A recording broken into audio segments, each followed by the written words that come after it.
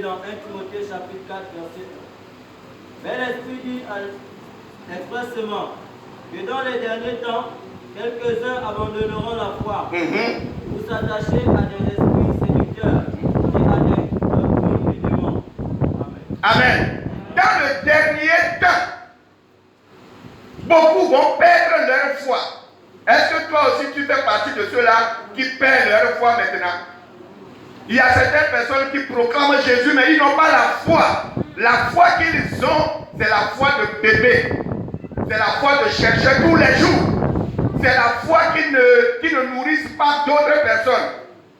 Et la Bible est en train de nous dire qu'il va arriver, nous sommes dans le dernier temps, il y aura le temps temps difficile. Est-ce que le monde traverse un temps difficile? C'est une question. Actuellement, est-ce qu'il y a le temps difficile? Oui. Oui, nous sommes dans le temps difficile. Et la Bible a confirmé que dans ces temps difficiles, il y aura des gens qui n'étaient pas affermis avant, vont perdre leur foi.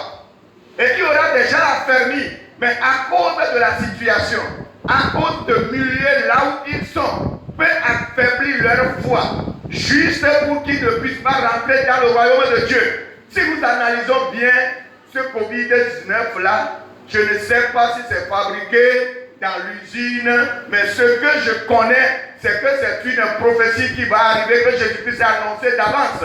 Il a dit, dans le dernier jour, il y aura certaines choses, il y aura quelque chose qui va arriver sur la terre qui n'est jamais arrivé sur la terre depuis que la terre a commencé. C'est dans Matthieu. Jésus est en train d'enseigner, d'encourager, de prévenir ses disciples, ses enfants, les enfants de Dieu, en disant qu'il y a certaines choses qui vont arriver sur la terre qui n'ont jamais arrivé sur la terre depuis que la terre a commencé. Bien. La parole de Dieu dans 2 Timothée 3, verset 1. Il est écrit, sache que dans les derniers jours, il y aura des temps difficiles. Voilà. Vous voyez, il y a le dernier temps.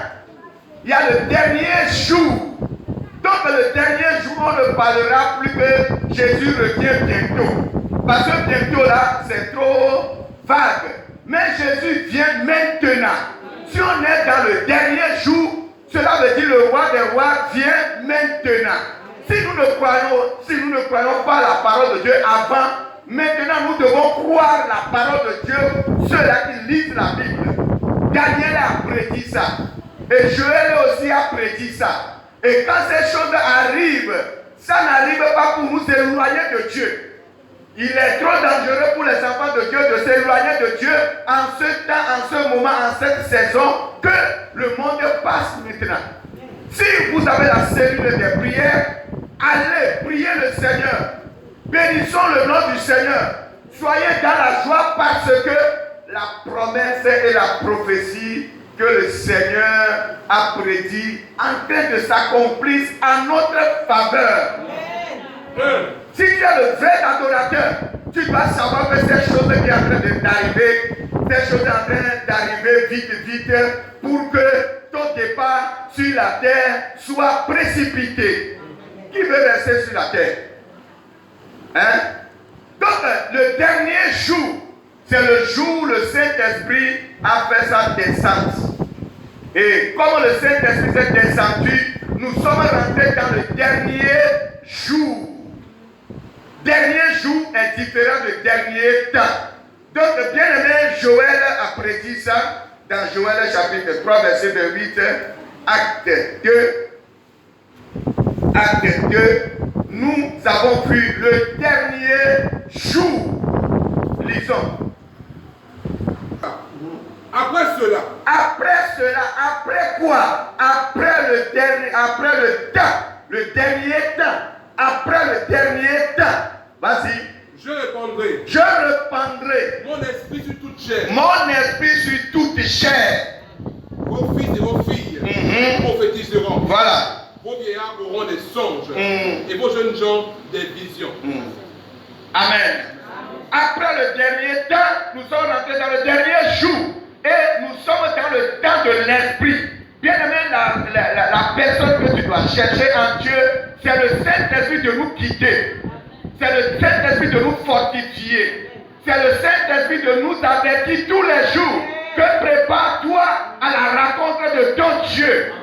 Un enfant de Dieu qui n'a pas le Saint-Esprit, je ne dis pas que si tu as le Saint-Esprit, partout où tu es là, tu vas commencer par bouger pour que les gens sachent que tu as l'Esprit. Ce n'est pas ça.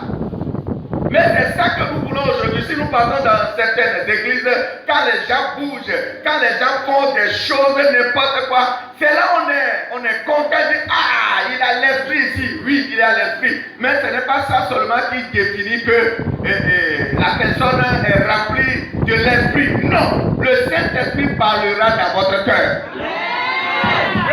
Dans le confinement, j'étais à la retraite de prière vers la brousse de Bakota, des fois de temps en temps, pasteur Geneviève avec les autres staff, nous partons pour prier pour l'église, pour que vos foi ne tombe pas, pour que vous soyez protégés. Et un jour, moi seul, j'étais là-bas et je suis en train de prier. Et je demande certaines choses à Dieu, parce que l'église est bougée et certaines personnes qui sont censées comme une personne stable, comme une personne, je ne sais pas quoi dire, mais ce sont eux qui sont affaiblis jusqu'à l'extrême.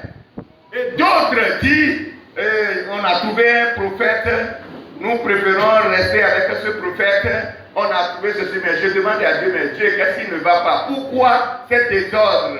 Et Dieu m'a dit, ne te décourage pas.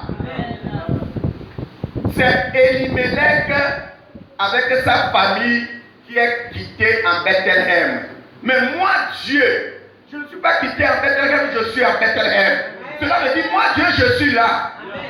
Et je dis, merci Seigneur. Je ne suis pas tremblé, je ne suis pas roulé par terre, je n'ai pas vu le slip de quelqu'un pour dire, mais Dieu m'a rassuré par son esprit à mon esprit.